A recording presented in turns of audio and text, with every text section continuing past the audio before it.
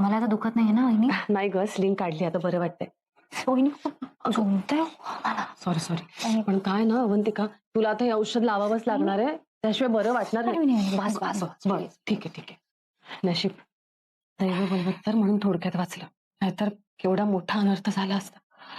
देव आपल्या पाठीशी आहे म्हणून सगळं ठीक आहे. देवाची कृपा तर होतीच वहिनी. ऐश्वर्या तिकडे वेळेत पोहोचली म्हणून माझा जीव वाचला. मी तिकडे सगळीकडे इतकी आग पसरली होती ना, मी काय करू, कशी यातनं बाहेर पडू मला काहीच कळत नव्हतं. मी इतकी घाबरले होते ना.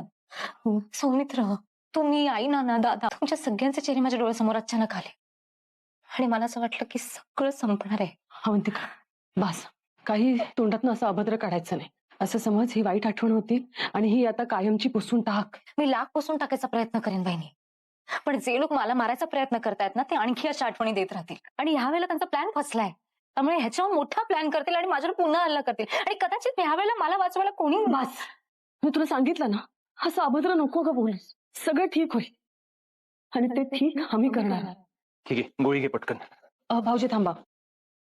अहो तिने काही खाल्लं नाहीये, तिच्यासाठी मी सूप आणलाय. मी 1 मिनिट, आज तुझ्या केसची हिअरिंग होती ना?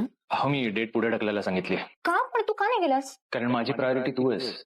पण तू असं वागलास ना तर. हे बघ अवंतिका, प्लीज, तू बरी होईपर्यंत मी कुठेही जाणार नाहीये. 24 तास तुझ्या बरोबर असणार आहे, कळलं? ऐश्वर्या, मी थोड्या वेळाने खाते ना. तुझ्यासाठी स्पेशली बनवली आहे मी. तुला आवडते ना ही? आवडते मला, पण अगं अवंतिका, अगं तिने इतक्या प्रेमाने खीर बनवली तर खा ना.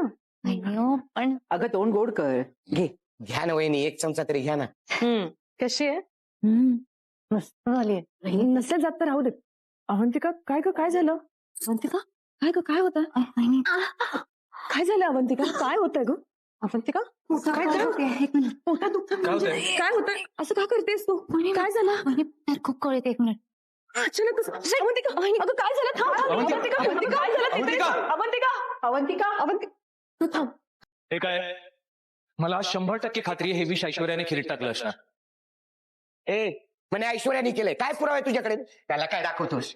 याचा अर्थ हा होतो की हे पॉइझन ऐश्वर्यानेच खिरीत मिक्स केलं असणार.